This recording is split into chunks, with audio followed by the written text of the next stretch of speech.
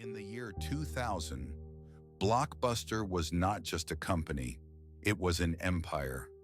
Thousands of stores, billions of dollars in revenue, complete control over the home entertainment industry. And in that same year, a small company walked into Blockbuster's office with an offer. An offer worth just $50 million. Blockbuster executives listened. And then they laughed. They said no. That single decision would destroy everything they built.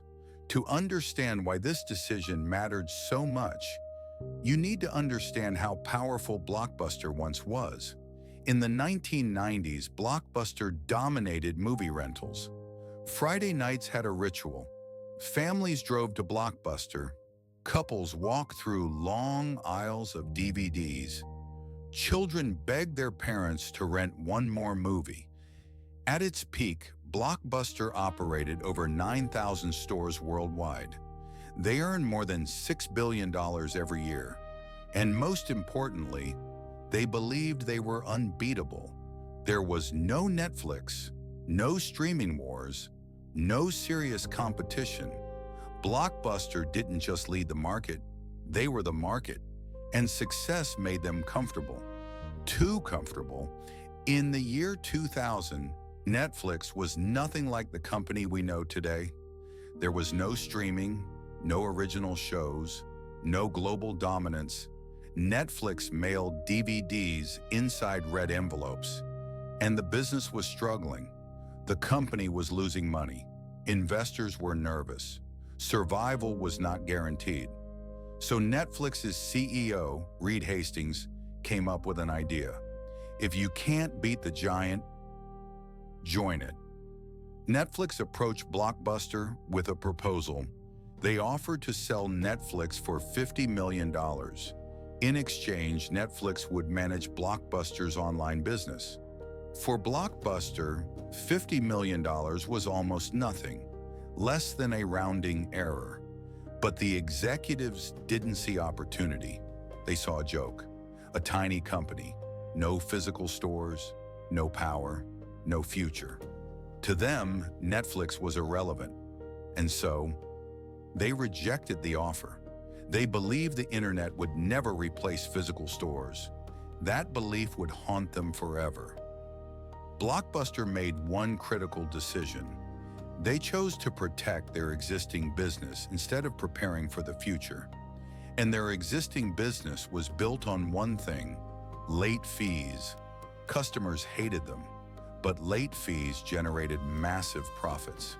Netflix offered something revolutionary: no late fees, monthly subscriptions, convenience. Blockbuster could have copied this model. They didn't, because removing late fees would hurt short-term revenue, and Blockbuster's leadership was focused on quarterly profits, not long-term survival. They underestimated technology. They underestimated changing consumer habits. And most dangerously, they underestimated Netflix. They believed streaming was a fad. Netflix believed streaming was the future. Only one of them was right. As internet speeds improved, Netflix made a bold move. They invested everything into streaming technology. Blockbuster reacted slowly, too slowly. They launched Blockbuster Online. They removed late fees, temporarily, then quietly reintroduced them under different names. Customers noticed. Trust disappeared. Meanwhile, Netflix grew. Subscribers increased. Costs dropped. Momentum accelerated. Blockbuster, on the other hand, was drowning in debt. Store traffic declined. Operating costs skyrocketed. Leadership changed again and again. Each new CEO promised a turnaround. None succeeded, because the core problem was never fixed. Blockbuster refused to change. In 2010, Blockbuster filed for bankruptcy. Thousands of stores closed. Tens of thousands of employees lost their jobs. A global empire vanished. Netflix, the company Blockbuster once laughed at, became one of the most powerful media companies in the world. Today, Netflix is worth hundreds of billions of dollars. Blockbuster?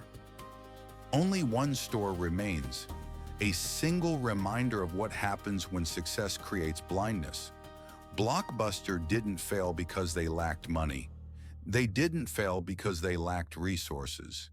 They failed because of one decision, the decision to protect the present instead of investing in the future. In business, the greatest risk is not taking a chance. The greatest risk is refusing to change.